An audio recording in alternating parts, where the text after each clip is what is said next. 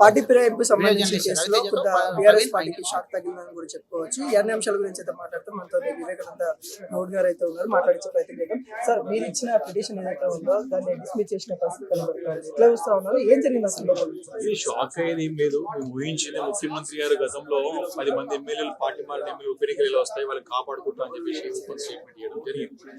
అయితే స్పీకర్ గారు, tribunal chairman గారు, స్పీకర్ గారు వారు వారి ప్రభావంలో ఉండి తీర్పు తీయడం జరిగింది. స్పష్టంగా మాకు ఈ తీర్పు కంటే ఎక్కువ మాకు కోర్టులోనే పోరాటం చేసి కోర్టులోనే గెలవాలి, కోర్టులో గెలుస్తున్న నమ్మకం, విశ్వాసం పూర్తిగా ఉంది. కాబట్టి ఈ రోజు 10 మంది ఎమ్మెల్యేలు పెడుతున్నారు. వారి నిర్ణయం వచ్చిన తర్వాత కోర్టుకి వెళ్ళి సమీక్షించి మా ఆధారాలను ముందు పెట్టి కోర్టు ద్వారా వీరిని అనర్హులు ప్రకటింపజేస్తామని చెప్పేసి పూర్తి నమ్మకం, విశ్వాసం మాకున్నాం.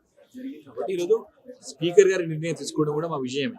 ఎందుకు విజయం అంటే వారు కాలయాపన చేస్తున్నటువంటి పరిస్థితుల్లో మేము కోర్టులకు వెళ్ళి కోర్టులో మరి కంటెంప్ట్ వేసి విత్ ఇన్ టైం ఫ్రేమ్ లో మీరు నిర్ణయం తీసుకోవాలని చెప్పేసి కోర్టు నుంచి డైరెక్షన్స్ ఇప్పించాం స్పీకర్ గారికి.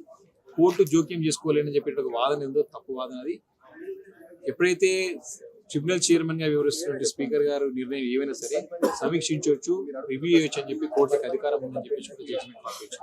కాబట్టి మొదటి విజయం అక్కడనే వచ్చింది. కాబట్టి ఈ రోజు కూడా వారు కాలయాపన చేస్తూ ఉంటే, టైం పాస్ చేస్తూ ఉంటే, టైం పాస్ చేయదు టైంలో చేయాలని చెప్పి డైరెక్షన్ ఇచ్చిన మూలనే ఈ రోజు చేయడం జరిగింది. అదే కాకుండా మీరు నిర్ణయం తీసుకోకపోతే, సరైన సమయంలో ఇచ్చిన టైంలో తీసుకోకపోతే మీరు నిర్ణయించుకోండి, మీరు నూతన సంవత్సర వేడుకలు ఎక్కడ చేసుకుంటారని తీవ్రమైన వ్యాఖ్యలు చేయడం కూడా మనం చూసాం. కాబట్టి courts can involve in the decision of the tribunal chairman. When speaker acts as a tribunal chairman, those judgments can be reviewed to the courts.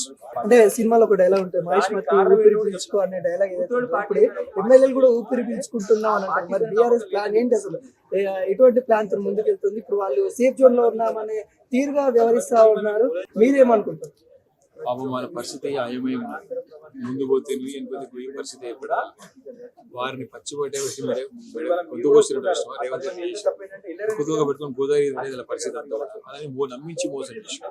ఈ కోర్టులు ఇవన్నీ ఉంటాయని వాళ్ళు ఊహించలేదు. వారిని అయోమయం పరిస్థితికి నెట్టి వేసినారు. కాబట్టి వారు ఊపిరి పీల్చుకోవడం కాదు కదా, అయోమయ పరిస్థితులు పాపం వాళ్ళు చెప్తున్నా కదా, నాకు గరకాయ నాకు ఆడకాయ అయిపోయారు. ఇప్పుడు ఏమంటారు వాళ్ళు? కాంగ్రెస్ పార్టీ అని చెప్తున్నా మరి ఊపిరి పీల్చుకోవాలంటే ఎట్లుండాలి? నియోజకవర్గంలోనేమో దొంగచాటున తిరగాల్సి వస్తుంది. వాళ్ళకు జెండా లేదు, కండవ లేదు, పార్టీ లేదు, లీడర్ లేడు, కార్యకర్త లేదు. అయోమయ పరిస్థితుల్లో వాళ్ళందరూ మంచిగా హుందాగా రాజులాగా ఉన్నటువంటి నాయకులు 10 మంది నాయకులందరూ కూడా అయోమయ పరిస్థితుల్లో వాళ్ళ ముఖంలో కలవడలేదు. పాపం రేవంత్ రెడ్డి గారు పరిస్థితి, రేవంత్ రెడ్డి గారి యొక్క మాటల మాయలో పడి ఆగమైపోయారు.